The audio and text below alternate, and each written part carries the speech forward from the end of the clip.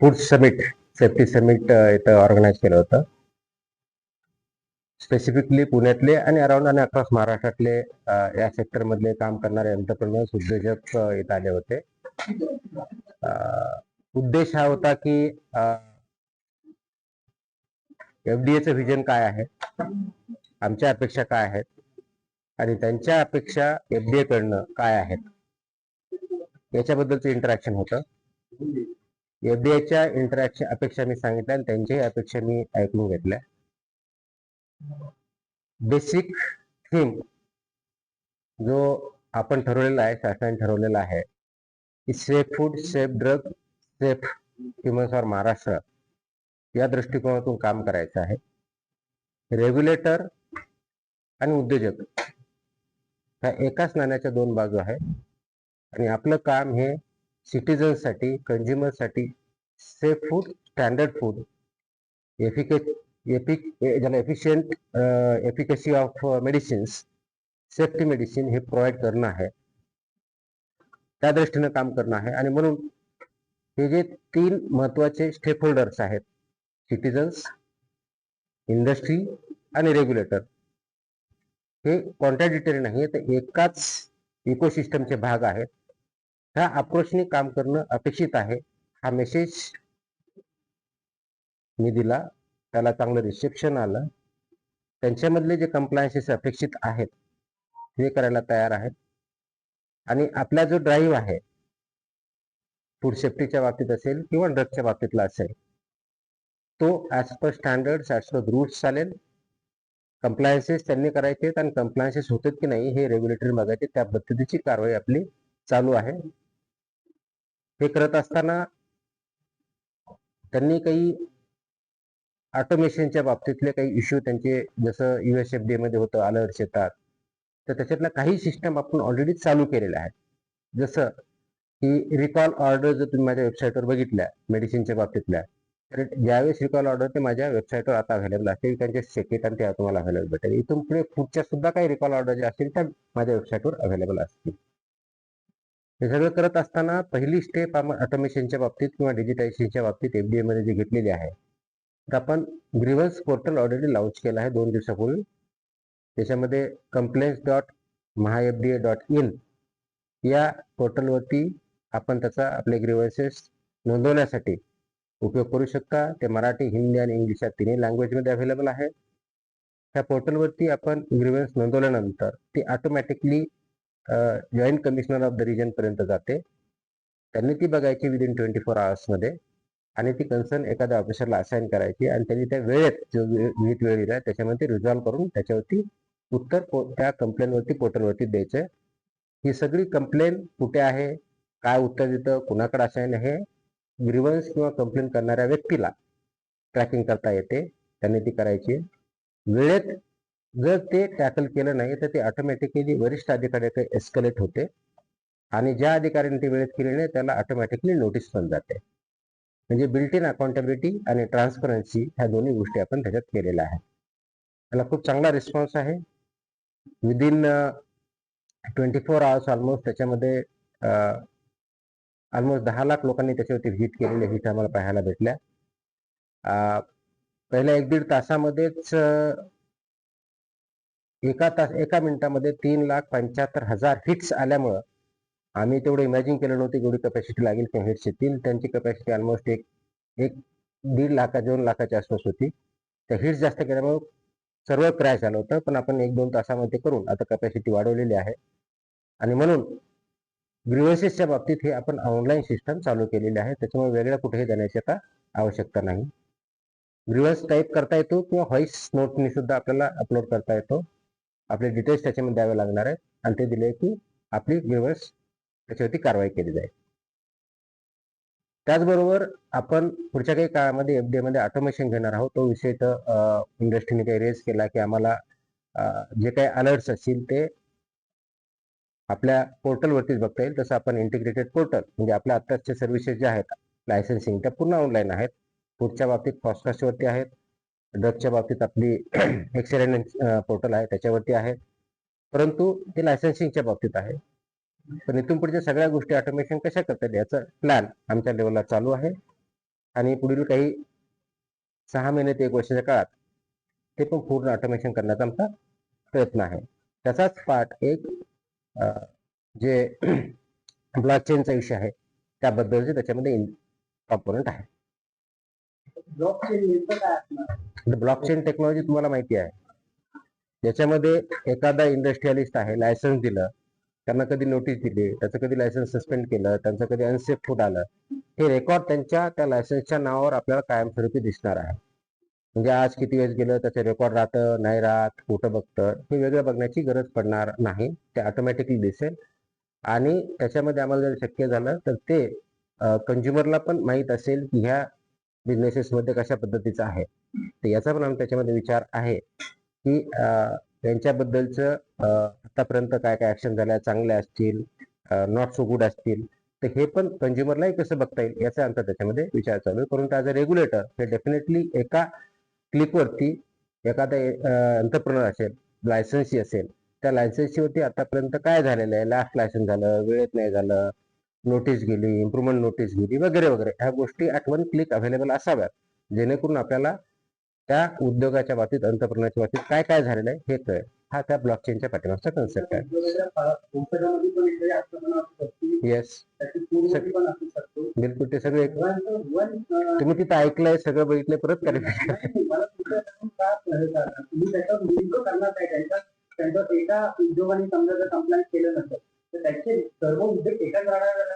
Please understand. नाही ना, licence असं त्यावेळेस त्या पर्टिक्युलर फर्मला असतं, तसे कंप्लायन्सेस त्यांनी करणं यांनी करणं अपेक्षित असतं.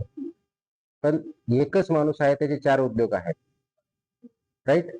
म्हणजे त्यांचे कोणते कोणते उद्योग आहेत, दुसरीकडे तसे कंप्लायन्सेस लॅब्स आहेत की आम्हाला बघता येतील. ज्यावेळेस एक लायसन्स असतो, लायसन्सी असतो, आणि ते पर्टिक्युलर प्रॉडक्टच्या बाबतीत असतं किंवा सर्व्हिसच्या बाबतीत असतं, तर त्याचे रूल्स त्यांनाच लागू नाही, त्याचे रूल दुसऱ्याला लागू नाही होऊ शकत, जरी व्यक्तित्व असला तरी. पण ॲज अ रेग्युलेटर आम्ही हे बघू की जर इथं हे लॅकुना आहे आणि सेम बिझनेस दुसऱ्या ठिकाणी त्यांचा आहे, तर आम्ही ते चेक करू की तिकडे तसा बिझनेस आहे का. That will help us decision making.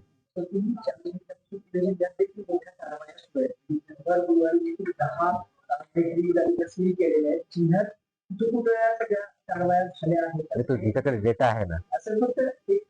नाही, आता माझ्याकडे तुम्हाला नावाशी नाही सांगता येणार, पण हे अक्रॉस महाराष्ट्र आपले आहेत. पर्टिक्युलरली आपण काही ऑर्डर्स काढलेले आहेत. डेअरीच्या बाबतीत कारवाई चालू आहेत, हॉटेल अँड रेस्टॉरंटच्या बाबतीत चालू आहे, आपल्या प्रोहिबिटेड आयटमच्या बाबतीत चालू आहे, इतरही बाबतीत चालू आहेत. परंतु स्पेशल फोकस आपण आता फूड इंडस्ट्रीवरती, डेअरी इंडस्ट्रीवरती आणि प्रोहिबिटेड आयटमवरती केला, आणखी याच्यामध्ये काही पुढच्या प्रमाणात वाढणार आहे. आणि याची माहिती आम्ही प्रेसला ऑलमोस्ट डेली बेसिसवरती देतो आहोत.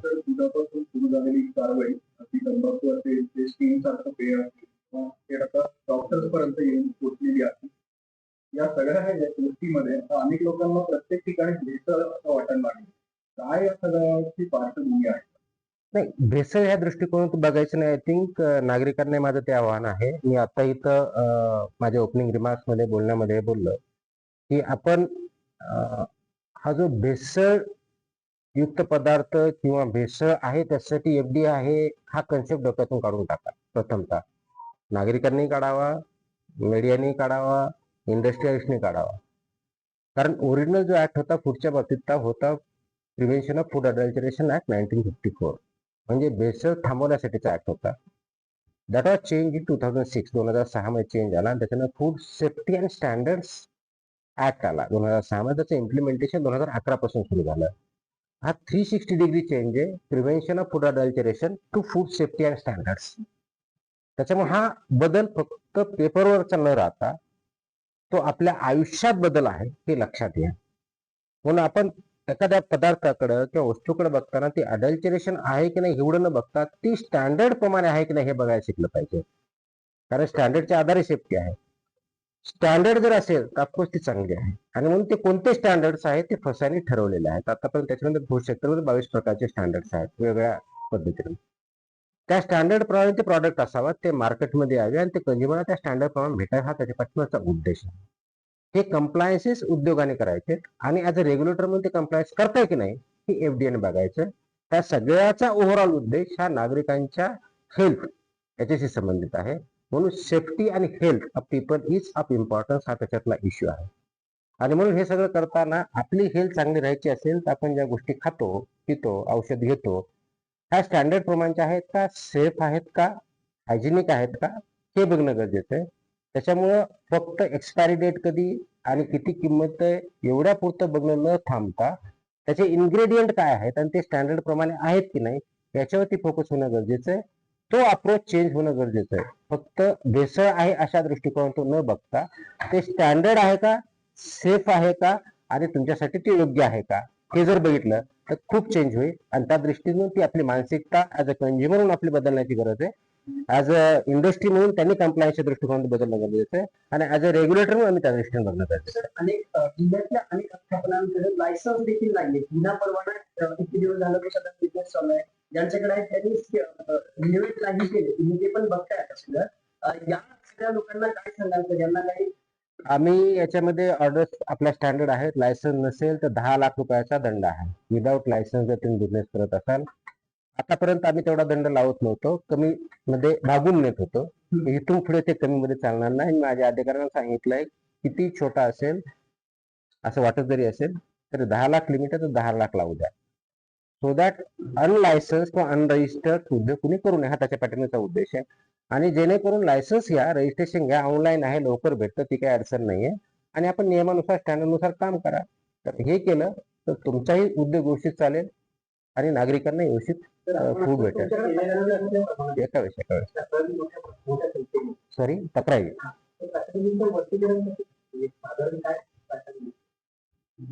म्हणजे पॅटर्न नाही पॅटर्न म्हणजे काय म्हणायचं. तुमच्या माहितीसाठी एक गोष्ट सांगू शकतो. सर्वात जास्त कंप्लेंट पुणे जिल्ह्यात आहे. डॅशबोर्ड दाखवू शकतो मी. अनहायजेनिक फूड ह्या सर्वात जास्त कॅटेगरी. आणि मानवी आरोग्य धोकादायक ठरणाऱ्या आढळल्या आहेत का? त्याचे आपले सॅम्पल येतात, सगळे होतं. त्यात आपण डिस्क्लोज करतो. जे अनसेफ असतो तरी कॉल करतो. अनसेफ साठी त्याचं लायसन्स सस्पेंड करून पुढची कारवाई करतो. आपलं चालू आहे ती माहिती आम्ही प्रेसला देतो.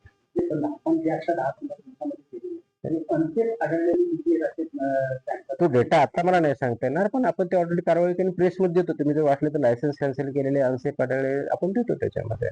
आता देतात ज्या ते सांगितलं असेल त्याची प्रत्येक कंप्लेंट इन्व्हेस्टिगेट केली जाते. ते जाऊन तपासतो अधिकारी.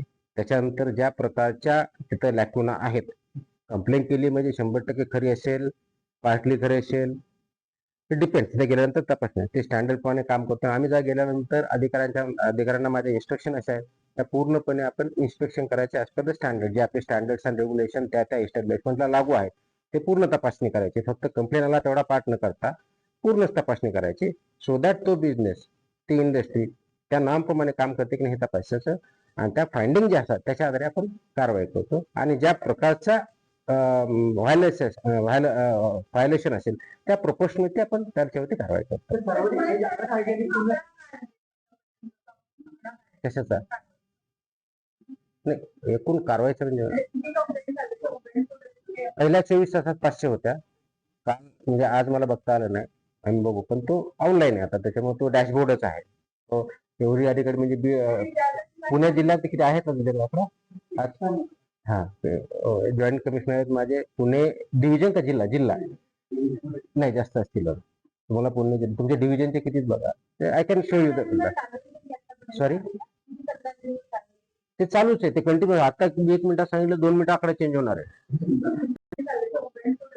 पहिल्या 24 तासात 500 होत्या.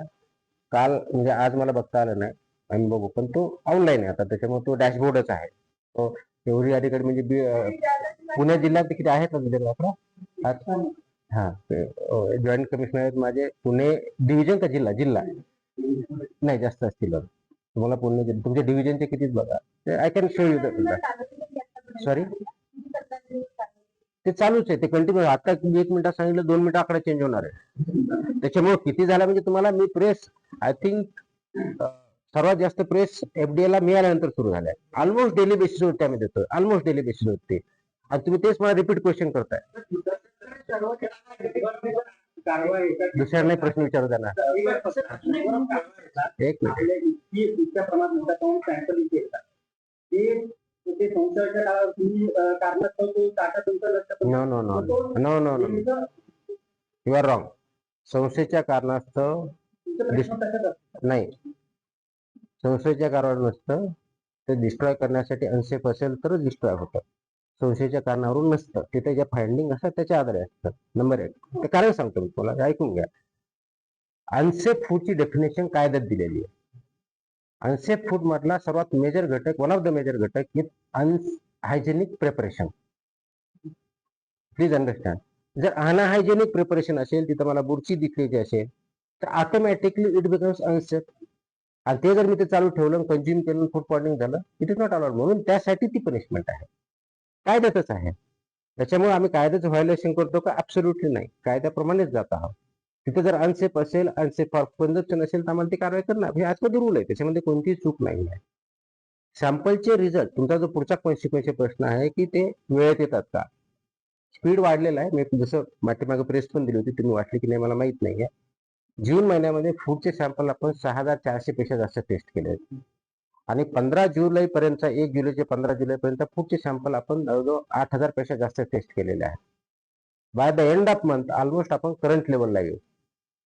म्हणजे विदिन 14 डेज आपण फूडचे सॅम्पल कशाही परिस्थितीत त्याचे रिझल्ट देऊ. ही परिस्थिती by the end of month येत आहे. त्याच्यामुळे तशी लॅबची प्रॉब्लेम नाहीये. एक फक्त यामध्ये फॉल्ट असा होता की थांबा. सर्वाधिक हायजेनिक नाही. लक्षात घ्या, हे जनरल स्टेटमेंट करून we should not scare either the people किंवा इंडस्ट्री, ह्या दोघांना स्केअर करायचं नाही आपल्याला. कारण नागरिक तेवढे जास्त जागरूक असतील, कारण त्याची जास्त नंबरमध्ये इस्टॅब्लिशमेंट पण असते. सो हे स्टेटमेंट करणं की इथं असं स्टेटमेंट नाही करता येणार आपल्याला. It is very specific, particular. त्याच्यामुळे एका ब्रँडने सगळ्याला स्वीप करणं हे काय बरोबर नाही. कंप्लेंट जास्त आला याचा आता अवेअरनेस जास्त आहे, हाही त्याचा अर्थ होऊ शकतो. त्याचा आता 100% कंप्लेंट मध्ये तथ्यांश आहे की असं एक नाही. जसं की आता समजा हॉटेलच्या बाबतीत घेतलं, आपण ऑलमोस्ट 2 दिवसापूर्वीचा आकडा असा होता की 450च्या आसपास हॉटेल आपण तपासले अक्रॉस महाराष्ट्र. 150च्या आसपास इम्प्रुव्हमेंट नोटीस दिल्या, 56च्या आसपास लायसन्स सस्पेंड केले. बाकीचे व्यवस्थित सापडलेच ना. आपण हायलाइट करताना ते करतोय, पण माझ्या नोटमध्ये दोन्ही पार्ट असतात. माझ्या नोट एवढे सापडते तपासले, याच्यात अनसेफ एवढ्या नोटिसा दिल्या, एवढं हे माझ्या प्रेसमध्ये असतं. त्याच्यामुळं सगळ्यात त्याच्यावरती चूक निघते असं नाहीये. आणि काही आम्हाला इंटेलिजन्स बेस्ड असतात, म्हणजे काही कंप्लेंटच्या आधारे करतो, काही इंटेलिजन्स बेस्ड असतात, काही आमचं अनालिसिस असतं. ह्या तिन्ही गोष्टीच्या पाठवते आपण कारवाई करतो. सगळ्याच गोष्टी आल्या त्याच्यामध्ये, स्ट्रीट फूड सगळ्याच गोष्टी आहेत त्याच्यामध्ये. आपण कारवाई करताना सगळ्यावरती घेतलेली आहे. ऍट वन गो तुम्ही मला सगळ्याच कारवाई करणं शक्य नाही, कारण ते आपल्याला 100%, माझ्याकडे 12 lakh plus food business registered आहे. ऍट वन गो 12 लाख वरती काम करू शकतो का? Not possible. आपण सॅम्पल बेसिसवरतीच काम करतो. कंप्लायन्सेस फूड इंडस्ट्री करायचं. आणि माझा प्रेस नोट देण्यापाठीमागचा ऍक्च्युअली उद्देश माझा हा असतो, लोकांमध्ये अवेअरनेस क्रिएट व्हावा त्याच्यासाठी. दोज हू पीपल कंझ्युम करतात त्यांनी जर क्वेश्चन करायला सुरुवात केली तर ऑटोमॅटिक डिमांड सप्लायनुसार त्याप्रमाणे क्वालिटी स्टँडर्ड चेंजेस होतील. आणि आज इथे येण्याचा उद्देशही असं होता की त्यांनी मला रिक्वेस्ट केली होती की काय अपेक्षा आहेत ते सांगण्याच्या दृष्टिकोनातून, आणि चांगली इंटरॅक्शन झाली तर मेसेज त्यांच्यापर्यंत पोहोचवतो. दिस इज अ होल इकोसिस्टमचा पार्ट आहे. Last 2 questions. एक मिनिट. कशावरती? सर्वांवरती करतो आपण. सगळ्या प्रेस नोट देतो तुम्ही. मी बघितलं, मला एक जाणवलं की मी फार्मसीच्या सुद्धा नोट देतो, ड्रगच्या सुद्धा प्रेस नोट देतो. तुम्ही ऑब्झर्व करा, त्याच्यामध्ये सगळं नमूद असतं. डेली येत नाही, पण जेव्हा जेव्हा त्याप्रमाणे कारवाई होते 2-3 दिवसामध्ये त्यांची सुद्धा येते. ऑफकोर्स ते लॉजिकल कन्क्लुजनला जातं. ते नुसतं कारवाई केली संपलं असं नसतं. एक मिनिट, लास्ट हिंदी में नहीं, इंग्लिश में बोलूंगा, बताइए. एक मिनिट इथं हे शेवटचा. तुकाराम मुंडे जातात तिथे कारवाई पण पुन्हा बदली होते त्यांची, पुन्हा पहिले पाडे पंच आता इथं किती दिवस सरकार पुढे ठेवेल माहित नाही, कारण प्रेशर आहे जनतेमध्ये मान्य आहे. पण त्यानंतर पुढे काय, कारण एक सिस्टीम लागली पाहिजे. माझा प्रयत्न सिस्टम लावण्याचाच असतो. माझा प्रयत्न सिस्टम लावण्याचाच आहे. आणि आजही ते मी इथं ऍड्रेस करताना हेच सांगितलं की आपण we have to create systems. ते स्टँडर्ड प्रमाणे आहेत आणि त्या लास्ट लॉंग होतील. कारवाई त्याचा एक पार्ट आहे, हा एकमेव पार्ट नाही. सगळ्या फ्रंटवरती काम चालू आहे. सगळ्या फ्रंटवरती म्हणजे माझ्या अधिकाऱ्यांना एम्पॉवर करण्याचं आहे, त्यांचा अवेअरनेस वाढवण्याचा आहे, इंडस्ट्रीचा अवेअरनेस आहे, त्यांनी स्टँडर्ड पाहावं त्याच्या बाबतीत आहे, ऑटोमेशनच्या बाबतीत काम चालू आहे. राईट. जसं की रजिस्ट्रेशन जे म्हणलं रजिस्टर ते एका महिन्यात जवळ 1.5 महिन्यात जवळ 1 लाखापेक्षा जास्त रजिस्ट्रेशन वाढले. ह्या सगळ्या फ्रंटवरती काम चालू आहे. इन्स्पेक्शन आम्ही करायला लागलो जास्त. इन्स्पेक्शनच्या आधारे कारवाई करतोय. प्रोहिबिशनवरती भरपूर कारवाया होत आहेत.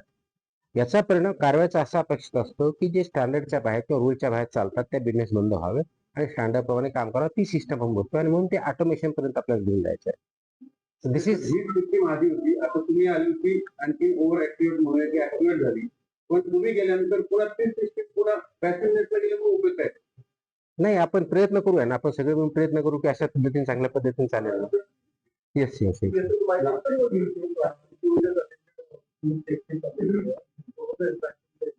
See, food safety, this concept was basically to interact with entrepreneurs and industries working in food sector. How to promote food safety is the issue which we are addressing. As a regulator, we have to implement and execute regulations which are there as per the FSSAI.